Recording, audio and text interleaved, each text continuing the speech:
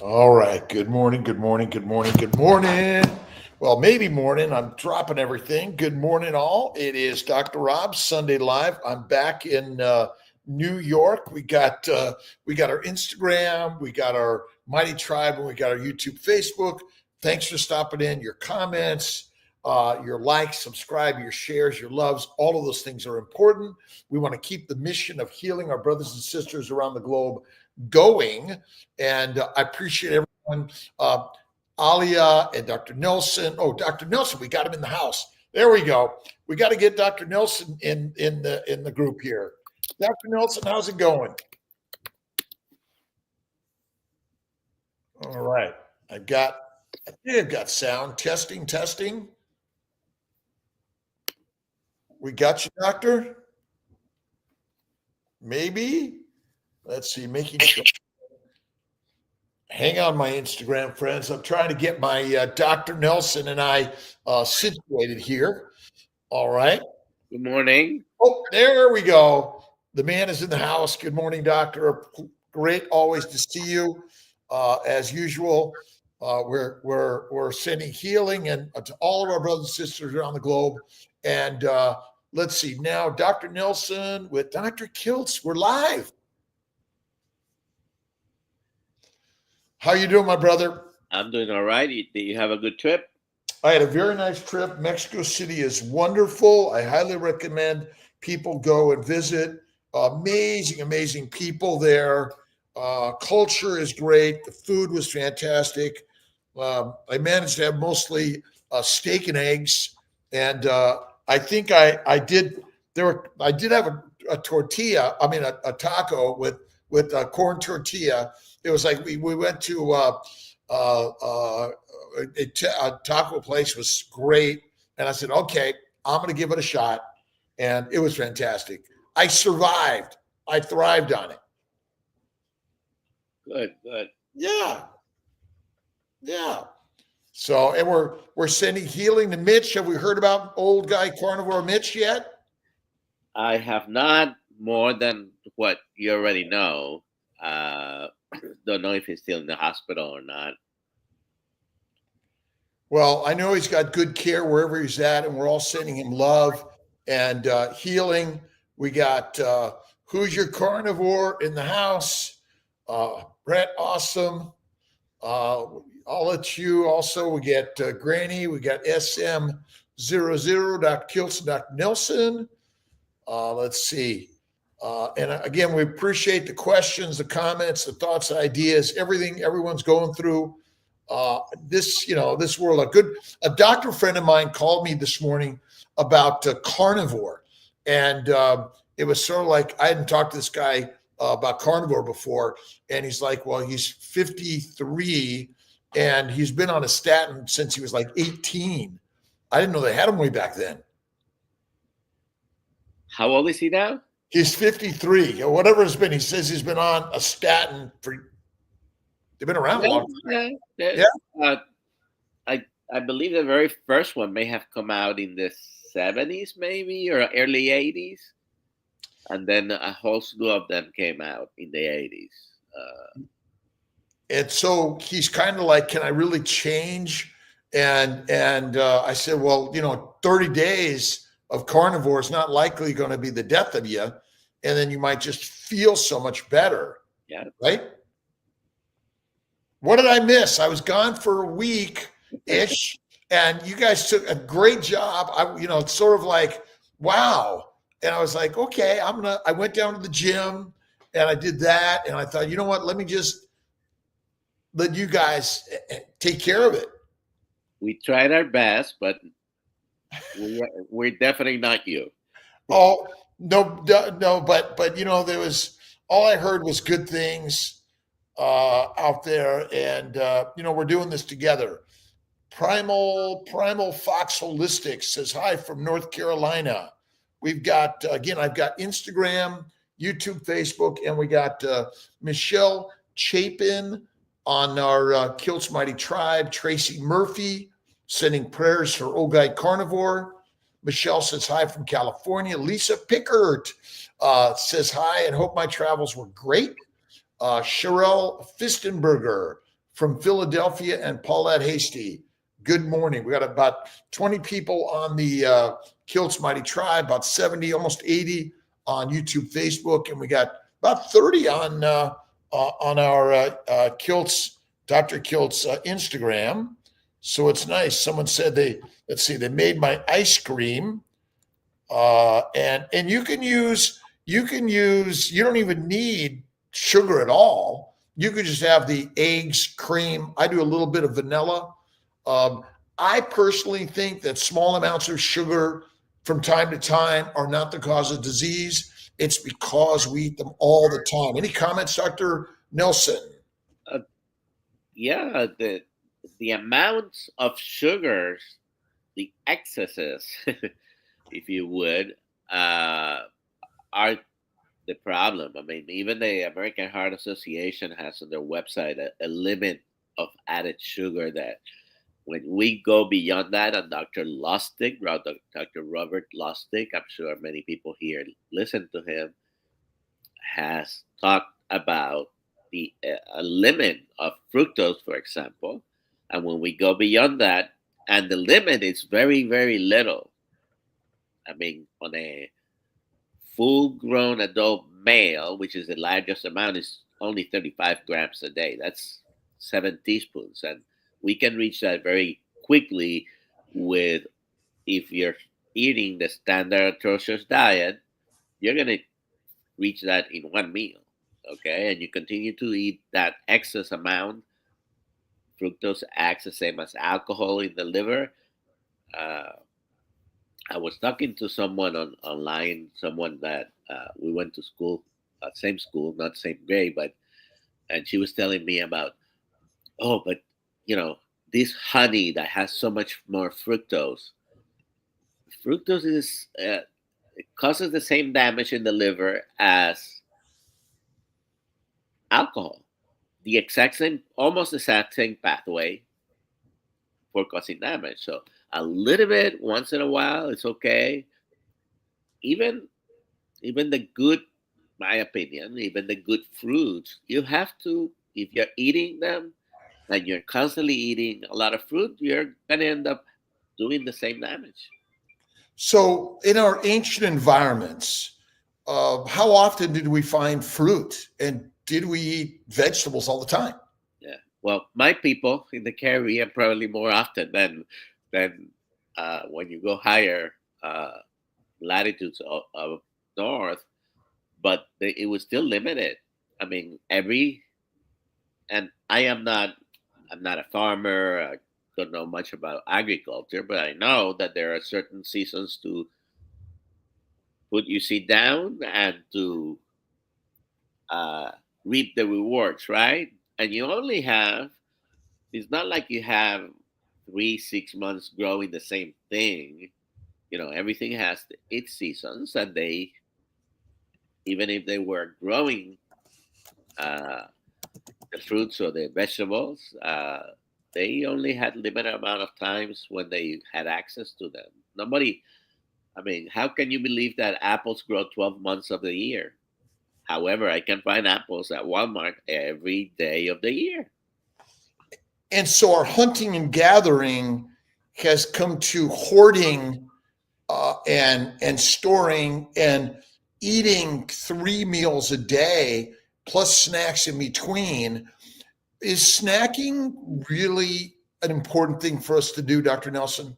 No, it's probably one of the worst things that you can do. And I keep hearing sometimes, oh, but you got to keep your metabolism up. No, you don't. You need to keep your stomach, you fill it, and you let it do its job, and let it empty, or just give it a rest for the next 4 or 5 hours at least. Who's Your Carnivore made pemmican bars this morning and now waiting for them to cool. Can't wait to try them. It's homemade stuff. Isn't that the problem? We're relying on other people to sort of create and process our foods when we should be doing that more ourselves. Yeah, yeah. I haven't done those, but that's the way our at least here in the United States, or a variation of probably what they did many other places, pemmican, where they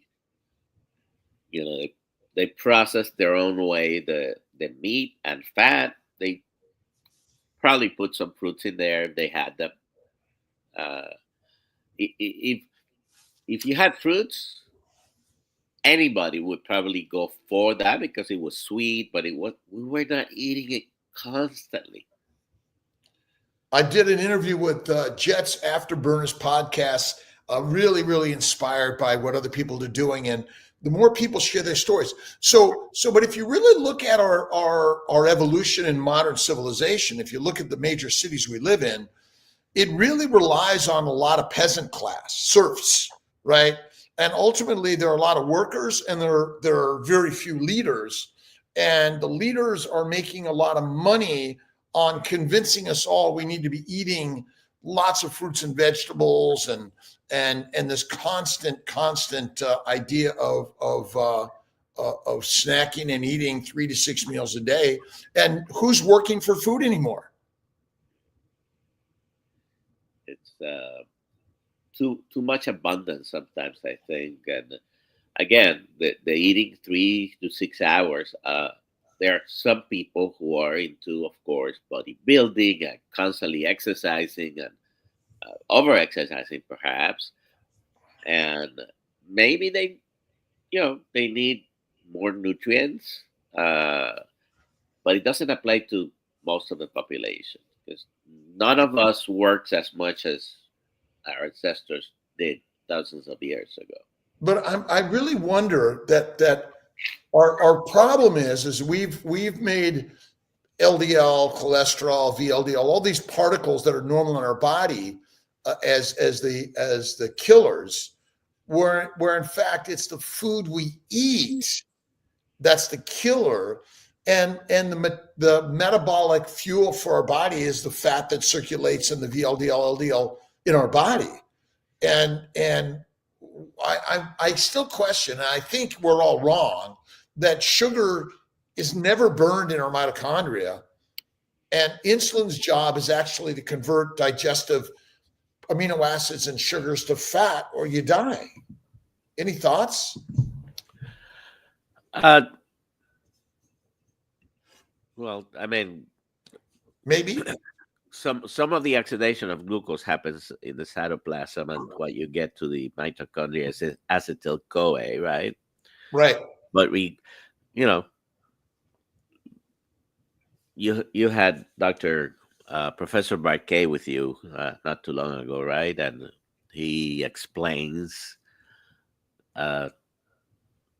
his Randall cycle, and it makes sense. If we have too much energy from everything, you're going to create a problem. And I think he doesn't like the construct of insulin resistance. And by itself, there is no particular thing, with the exception of having excess amounts of insulin, which are measurable. So whether you go down Dr. Bickman's explanation or Barquet's explanation, it's just too much food of everything at the end of the day. And excess carbohydrate consumption is going to make you sick. Is probably the real. There might not be a one cause of coronary heart disease and cardiovascular disease, but certainly the nutrient part is sugars and excess insulin causing inflammation, and the first thing that they destroy is the glycocalyx. I know you like that. The glycocalyx. I was just reading a paper on sugar-coated sperm, and basically without the sugars on our cells, we would be dead. And it's the damage to the glycocalyx that probably is the leading cause of all disease. And we've sort of, maybe we need to rethink our metabolic theory. And maybe again, it's damage to the nanomotors or the plants, the sugars that are lining every single membrane of our body, and so I still question our science. Again, we've learned all these metabolic pathways, but how do we trust that science but not trust the food nutritional science? Maybe it's all wrong. Yeah, definitely. But I guess we have to hang our hat on something, don't we? Yeah. I mean, you can ignore all sciences or try to weed out, and it's difficult. It's certainly difficult. There are opposing views out there, and some of them may not make that much sense. Like a favorite of the nutritionists is, oh, you have to eat complex carbohydrate, a lot of it because of the fiber. But complex carbohydrates, basically starchy foods, do not get absorbed as starch, right? They have to be digested in the gut first into the building block, which is what? Glucose. So you eat complex carbohydrate, you absorb sugar. But in fact, don't all cells actually, of all plants, all animals, all microbes, contain both amino acids, fatty acids, and sugars? And my sense is it's the plants likely that contain the poison, and they ferment in our gut. And I mean, is alcohol consumed 3 times a day good for anyone? No. And maybe our children are living on a alcohol lifestyle because they're consuming a lot of plants and protein, right? A lot of fermenting going on. A lot of fermentation going on. Lisa Pickard, as my personal carnivore doctor says, studies are not there. We need carnivore studies, but it's possible to get, and the science studies are all in bed with each other. I just say science is snake oil. We're waiting for the carnivore science, which means someone's going to try to sell us something, a snake oil science, in my opinion. It seems to me like our good friend Lisa Pickard, we're ancient hunters, go hunting, eat the meat. So there's a Father United Carnivore, Michael Sully's father, reading, responding emails as of this AM. Good sign for Mitch. And we will be doing, I think, a September meetup in Syracuse, working on that. So that should be hopefully coming out soon. Good morning, Thomas. We're getting some mornings from Dr. Nilsson, from Target Prime, Laura Taplin. Greetings from the Netherlands. Let's see. Koot Kabouter? Just being able. Did you get that one? The name? Yeah. Could I think you said it how I would say it. I don't know if it's correct, but yeah, drinking and eating toxins is not good for us. And everyone went. The music was loud, the drinks were flowing, and we're thinking, oh, it's a party life.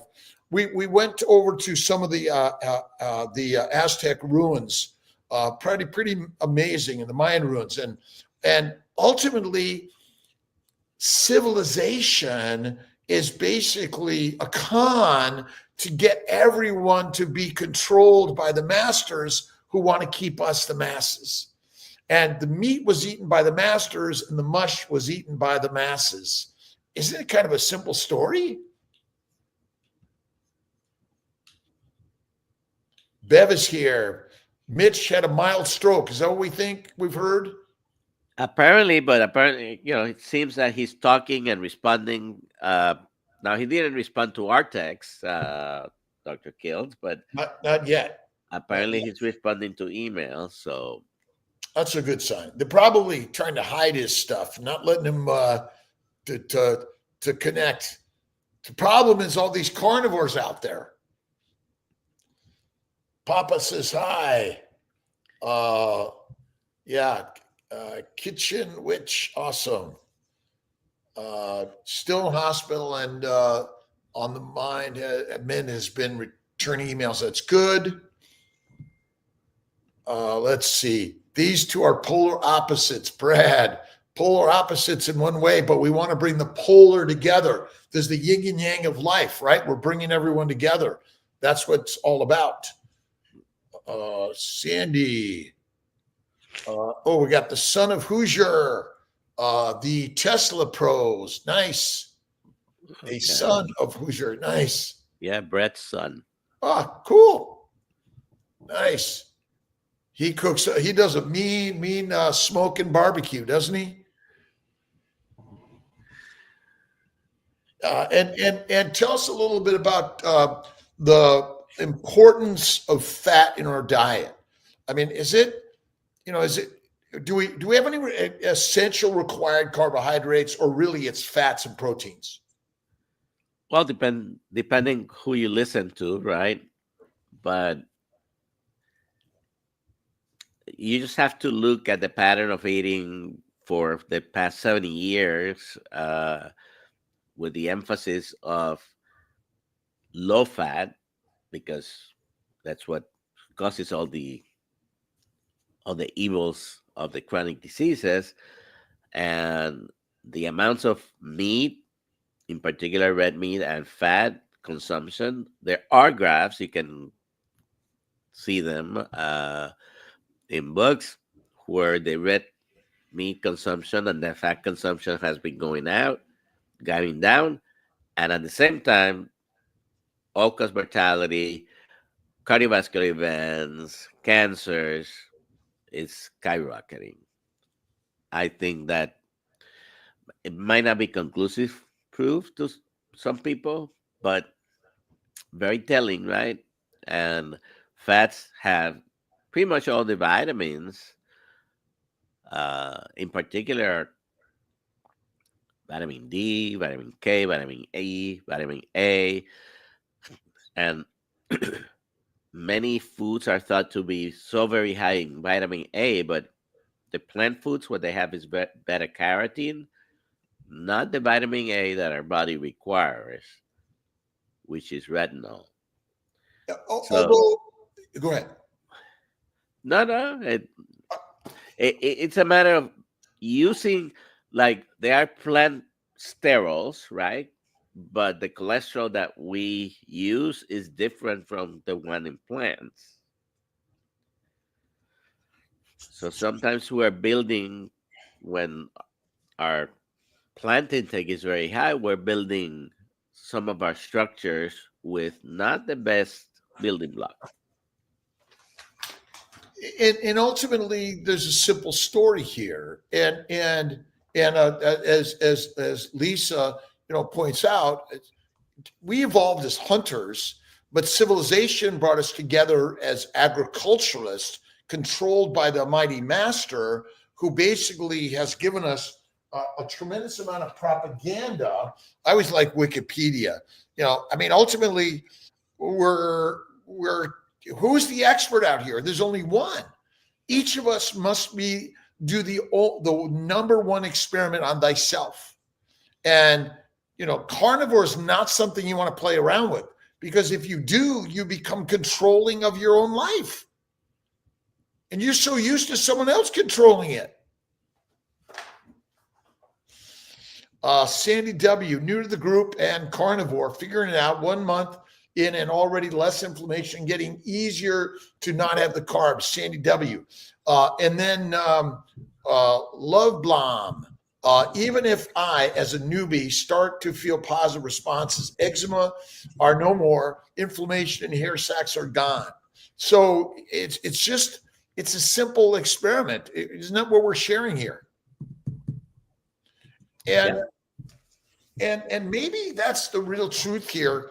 You and I went into medicine to help and heal people, but so much of what we learned was hurting people. Yes. And even Not too long ago, we've been telling people one thing, and then we find out other things. I you know, I'm in a way a little bit frustrated with the whole system.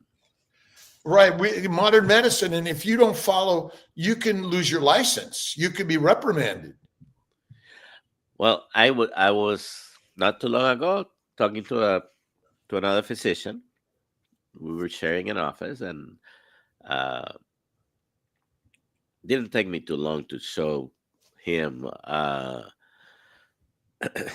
the the relative risk of having diabetes and having a little bit of LDL cholesterol, which it's been demonized, right?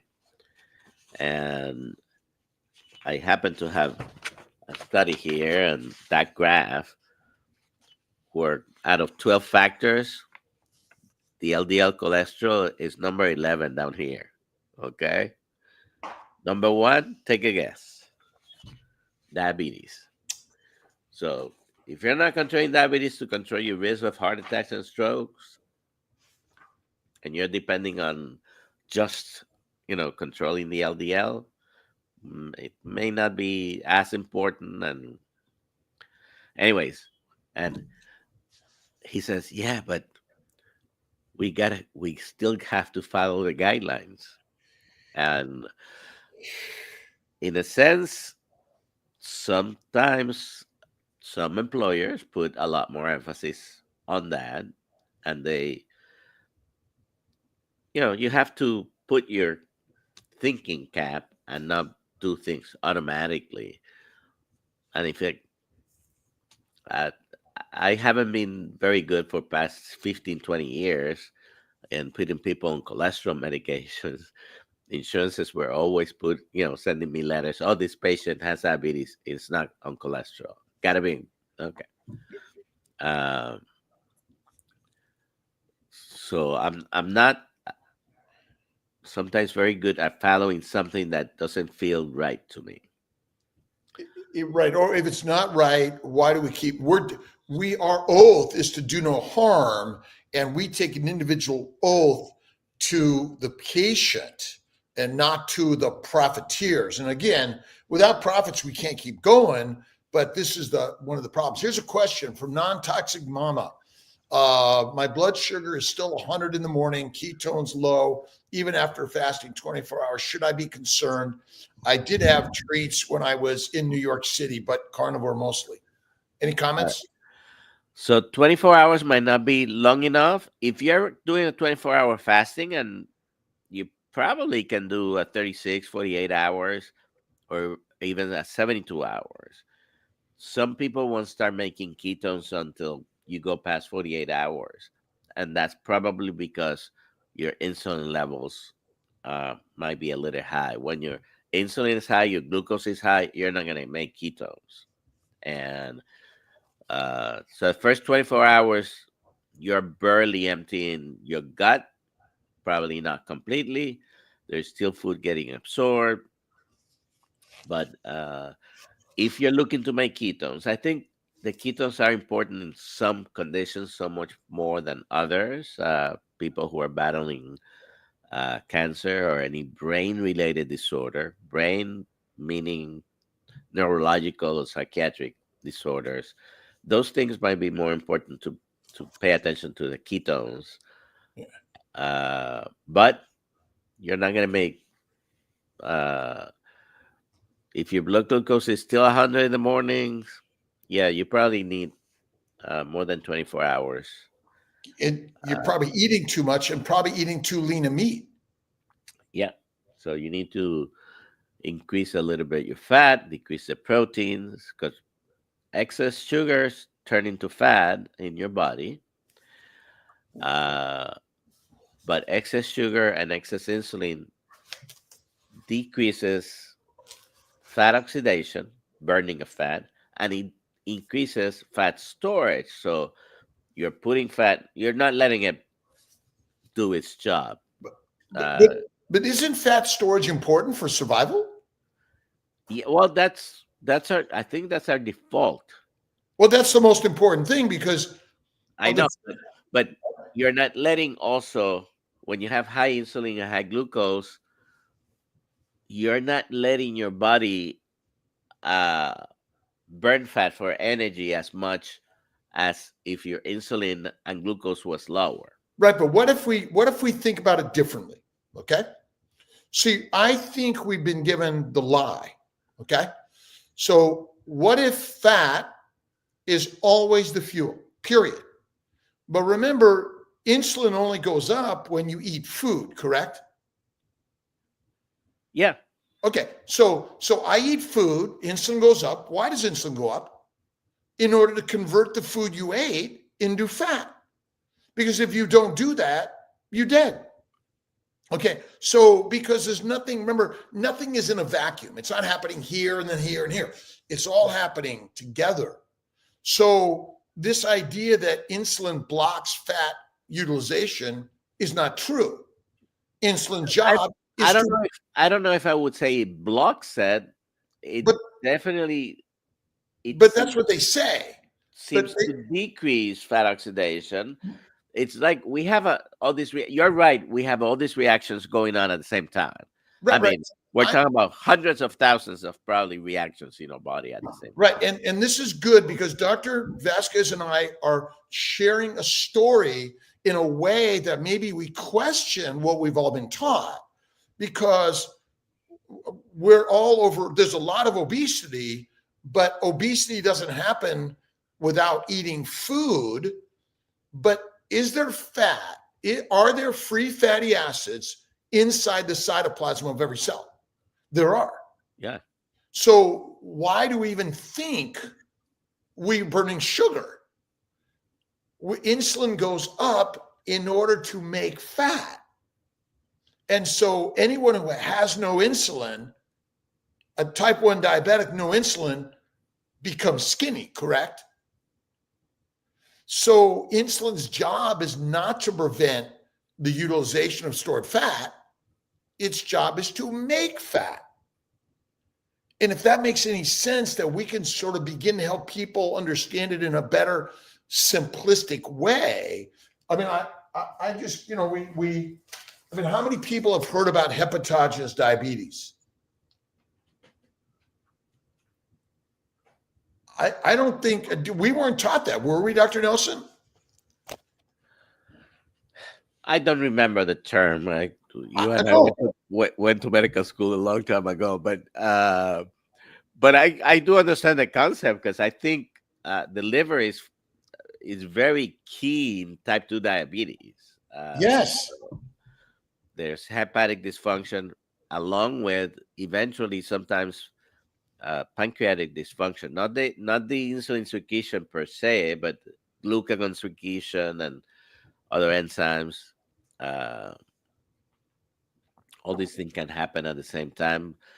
I don't think radiologists talk much about fatty pancreas.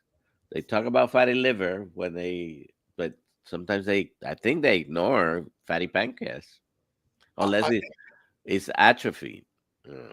But do you think in general we chastise fat and obesity in our modern medical system?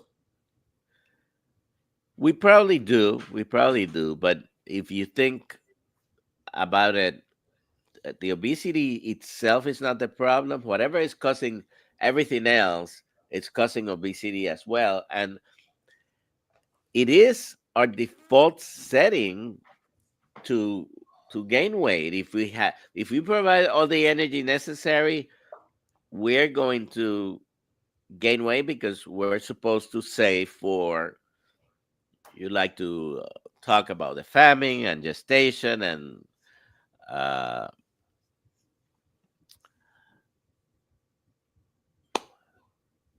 the winter coming.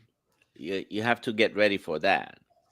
But when we provide excess, and excess is the key word for many of those concepts. Well, and like you and I don't say, oh, let's go hunting this week for our food. We just go to the large boxes and store our food everywhere, you know, in our cupboards, in our freezers, and our refrigerators. which ultimately is one of our biggest downfalls. As a carnivore, what is the best way to deal with vegans? With vegan, is that just Uh, I try not to argue with them anymore. As far as it's difficult when you have a belief, and I do understand the belief because I come from an upbringing where vegetarianism was emphasized, and so I have to be very careful when I talk to other people. But I just show them the results. and our need for drugs? I mean, how many diabetics have you seen suddenly need far less or no medications to control their diabetes? There is no competition. I mean, you change your diet, and it's more effective than any GLP-1 or any medication you can use for diabetes. There are 10 or 12 different groups of medications that are used for diabetes. And if you're a primary care provider, you need to know how to manage diabetes because it's a pandemic, what we have right now. Used to be when I graduated from medical school in 84, and after that, uh, that if you had a diabetic patient, you immediately thought, okay, let me send him or her to the specialist, the endocrinologist, right? I don't remember the last time I sent a diabetic patient to the endocrinologist because everybody expects me to manage that patient, and I learned how to manage that patient. I became excellent at managing that patient, but there's no medication as powerful as changing your diet. Not because I've seen it. I've seen it. And so prior to your carnivore and ketovore experiences, what was the diet that you were sharing with your Well, patients? actually, for more than 30 years, my recommendation for diabetics has always been cut the carbs. I mean, radically cut the carbs. If you start at least with cutting the breads and the pasta and all the refined flour and all the refined sugar. And if you think about, if a patient follows your instructions, cutting all the refined flour and all the refined sugars should have a tremendous effect, because almost anything that we are now calling ultra processed foods is refined sugar and refined flours, one way or the other. And if you add to that telling them not to use the vegetable seed oils, really you're left with very low starchy vegetables, some fruits, and the meat. Okay, and even I even used it myself to do my yo-yo dieting. But you know, I learned from Dr. Atkins from his books more than 30 years ago, and that's my first advice always to patients. Now, being from Puerto Rico, often wherever I've been, the culturally they seek someone that can provide them care and is from the same culture. So me telling a Puerto Rican to stop eating rice and beans has been very difficult. It's also all Central America, Mexico, and all Central America, they eat a lot of tortillas. My first advice to them is stop the tortillas, and the resistance is very very large. And if you look at it, the masses are suffering, but so are the masters, all of us, and sharing this. Couple of quick questions on Instagram. What typically causes fibroids? I think plants do. Look at the goitrogens. Goitrogenic foods cause fibroids, tumors in every organ system of our body. Let's see, immunoglobulin IgG supplements with egg quality embryo if you have autoimmune diseases. I mean, really, aren't all autoimmune diseases really immunologic inflammation secondary to a plant protein low fat diet, and that's it? I think so. I agree. And 8 months of fundal pediculated fibroid popped up. Tips: reduce it. Go carnivore.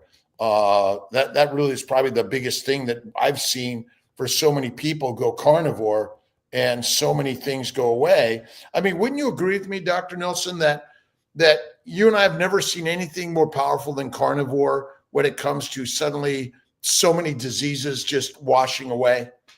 Yeah, no, absolutely. And the two things. Number one, do you need to ask permission from your provider to change your diet? I mean, oh, I have to go to the doctor and see if this diet is okay for me. I don't think I can think maybe of some exceptions because you're so sick, you have extreme diseases, but most people don't need to wait. Yeah. I mean, if you want to do it, do it. Give it a try. 7 days, 30 days, and see how you feel. Let's see. Deborah Weiss Gall. I've been a faithful carnivore, taking 500-ish berberine 3 times a day. My blood sugar is between 110 and 130. Anything else I can do to get blood sugar down? Well, uh, she says being a faithful carnivore doesn't say for how long. Uh, so we don't know how long or what other things. If you're having dairy, for example, milk in particularly is a carnivore food, but probably not meant for adult humans. And if you don't have any metabolic problems, maybe it's okay to have some milk, but it does have sugar, it does have carbohydrates. And if you're now, my blood sugar went between 110 and 130. Is that fasting or is that after eating? Because that probably would be a okay blood sugar if it's a couple of hours after eating, maybe an hour after eating, but might not be if it's fasting. Uh, Hmm. so I think tweaking the protein and the fat, maybe because protein, even if you don't consume any sugar, what does the body do with protein? It's among the things that are used for is to build up structures in your body, right? But excess protein, amino acids, are transformed into sugar and fat. Well, I guess the question is, when we say excess, I mean, insulin goes up to amino acids and simple sugars, and in the liver, they're converted to fat along with very low density lipoproteins. So, in essence, isn't the liver sort of packaging up these things to be delivered to every cell of our body? Yeah. Yeah. And so berberine's a plant made drug supplement. It is derived from plants. It has Might have similar actions to metformin. but it's a plant product that may actually be producing a lot of sugar. You're taking it 3 times a day. I mean, what if I said take a teaspoon of sugar 3 times a day? And I mean, is that good for us? I don't know. How much is 500 grams of berberine? How much sugar is in it? Sounds not good to me. Any thoughts, doctor? No, no. I mean, it's half a gram of the berberine, and it has similar effects to metformin. If someone wants to use that, I'm not opposed, but you're gonna have better success with managing your diet, and you do need to tweak a few things. So there's a lot of information we don't have here, Uh, So and go ahead. if you've been, for example, I was diabetic. I should say that, right? I was diabetic for 28, 29 years. I'm not gonna expect everything to get back to normal with just a few months or even a few years. Right. Today is it's been 21 days today, the last time I used insulin, and it's been pretty good. But uh, there was some damage in my body. I wouldn't be able to go back to start eating even 20 or 30 grams of carbohydrates a day because my blood sugars will be very high. So I have to stay within my lane, and I'm still eating, I think, pretty good. Uh, I had bought two picanhas this morning. I opened the package because it had been in the refrigerator for a few days, and I put one in a slow cooker. I have never done it low and slow, so I put it in the slow cooker, and the other one I cut into steaks, salted it, put it in the refrigerator. That's gonna be during the week. It'll be consumed. And let's see, massage by Higinos on Instagram. The system was created to make us sick, and that's why the global elite put carbs there to make us dependent on them, lazy, weak in all the ways. That is really the simple story. We're all basically masterfully civilized, domesticated, I always say. And how many? I mean, how many meals a day do we really? I mean, what are the odds that you ate 3 meals a day 5,000 years ago as a hunter?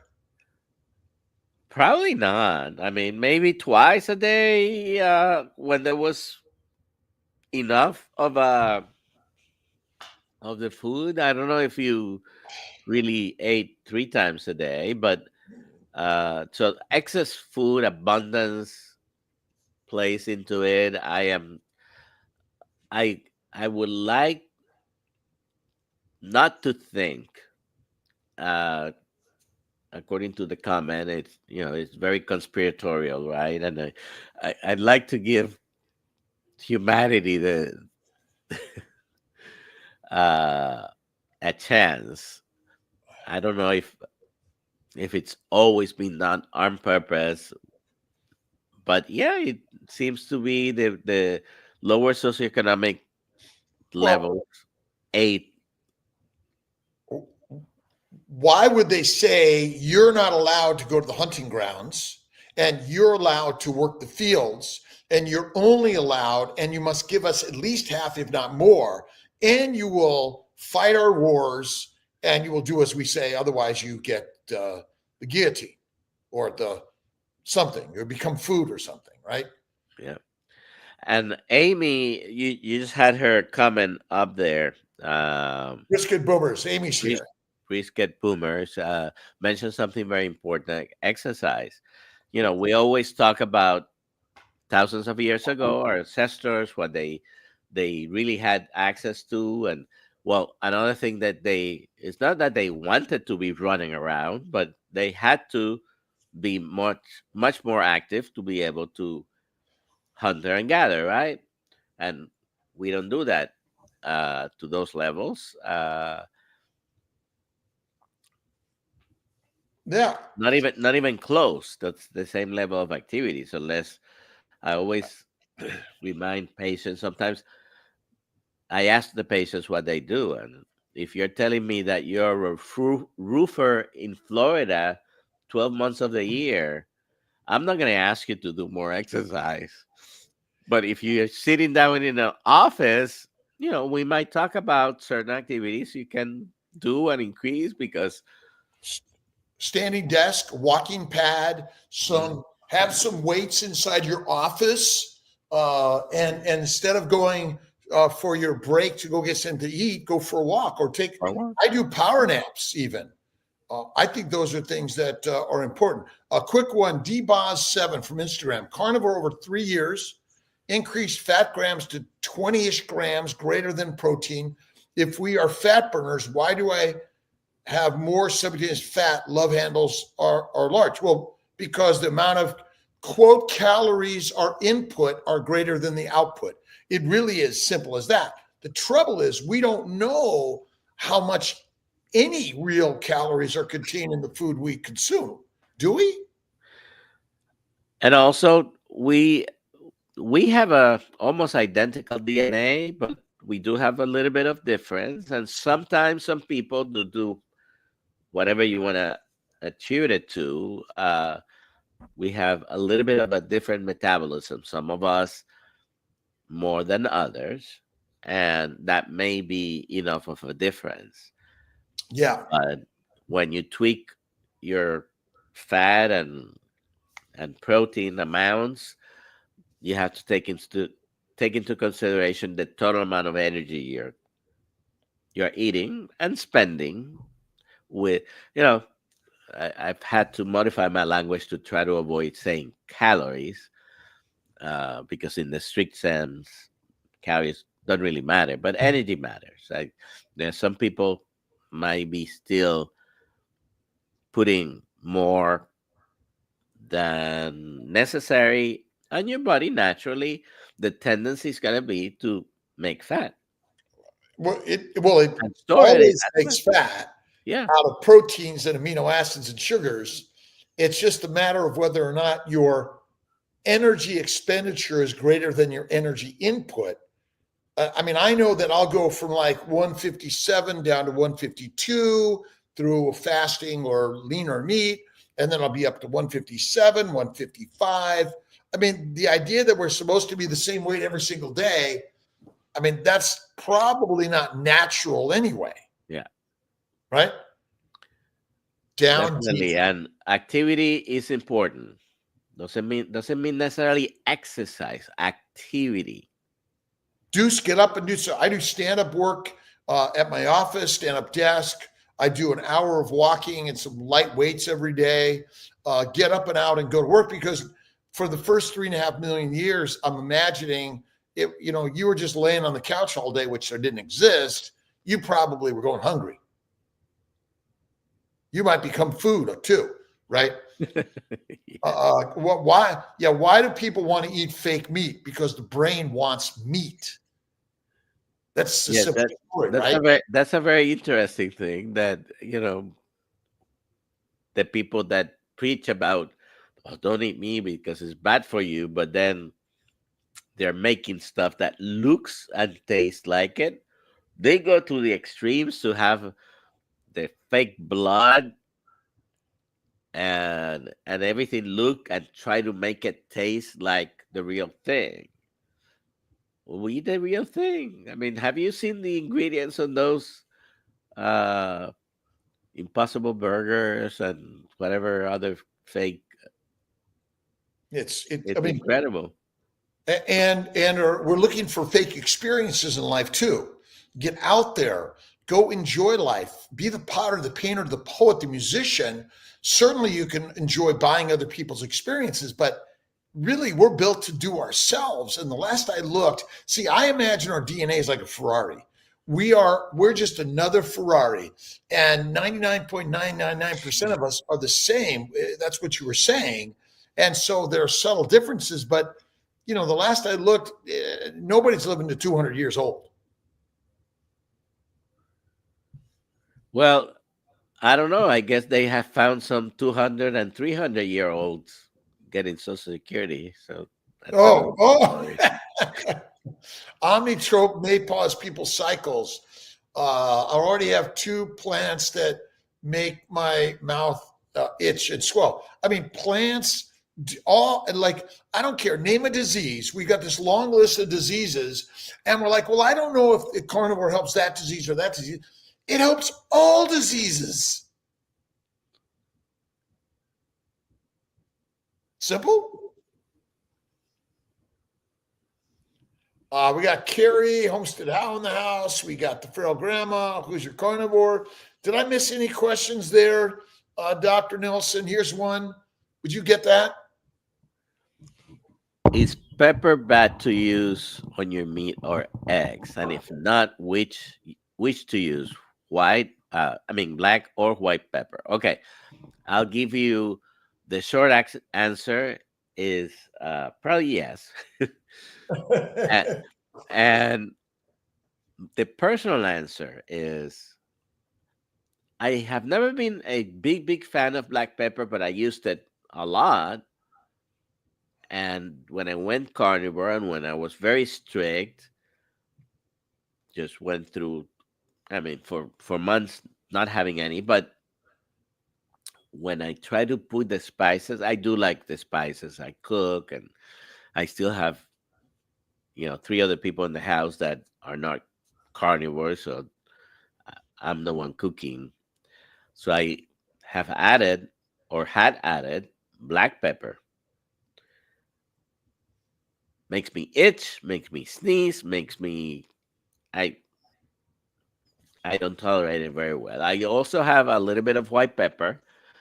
White pepper doesn't do the same to me, but probably better not to use any.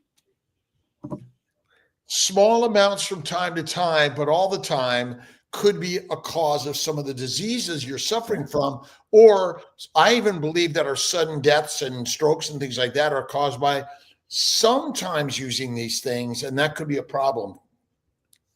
Yeah, so it makes me itch, sneeze, and I don't tolerate it very well. So I stopped using it. The kingdom, awesome. Let's see, white pepper, low oxalate levels, according to Jeremiah. Charles. By the way, it makes me hurt also. It gives me pain. The black pepper, particularly. Yeah, yeah, yeah. Very philosophical of you to say my way is they lie to themselves and others and really want it. Either way, it's right. I don't know what that was for, but I was listening to someone. Let's see.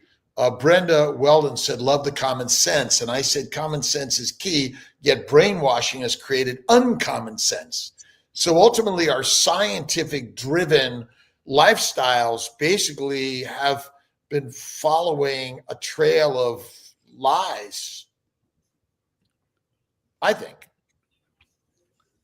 Yeah, I don't typically eat the processed meats like the salami. I love salami, but I try not to eat it as much. And if you're doing it, you want it to be like free of the majority of all the spices and things like that. Yeah, it's difficult to find, any what we call processed meats without a lot, clean. So best to use fresh, but if you can have a little bit of a beef sausage, summer sausage, or something like that, which is something I sometimes buy. Everybody else likes it, and it's an emergency food for me. I have some cans of corned beef. Like it's an emergency food. In other words, there's nothing else that is a good. Starvation mode set in. Yeah. Yeah.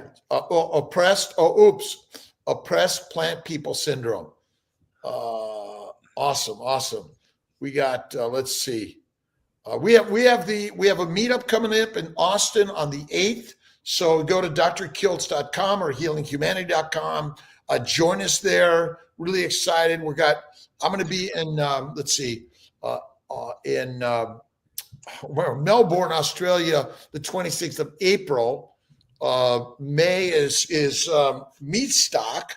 I think it's already sold out, but we're going to work on some others. Get Dr. Nelson there, and come. And if you're not a member of the Kiltz Mighty Tribe, go to drkiltz.com. It's free. You have no excuse. Yeah, and we're going to work on some more carnivore courses, and Dr. Nelson is helping us and share the message of healthy living for all of us on carnivore. Any other closing comments, Doctor? Go to drkiltz.com. Spelled out or Dr. Kiltz. Both will take you there. All right. And then Monday evening, 5:30 p.m. We'll be live on Kiltz Mighty Tribe Zoom meetup. Dr. Nelson, I'm hoping you're going to be there also. Is it Dr. Baker? Oh, is it Dr. Baker is going to be there this Monday? I think I'm in the dark. I'm in the dark. Yeah. I think Dr. Baker is going to be there. Dr. Nelson hopefully will be there also. But we want you to be there. Again, our really drive in life as physicians is to learn and dig deep into ways that we can heal without the healthcare system that you're pouring all your money and you're just getting sicker and sicker. But heal with a new concept and idea. It's community-based healthcare that's social media. And by the way, we're over an hour now, but you remember my wife has been dealing with what we thought was something cardiac for now over 2 months. Yes. And sometimes things we don't think about. Do you know what it was? It was a hair and nail supplement. She stopped it and all the symptoms have gone away. And it's multivitamins, basically. Well,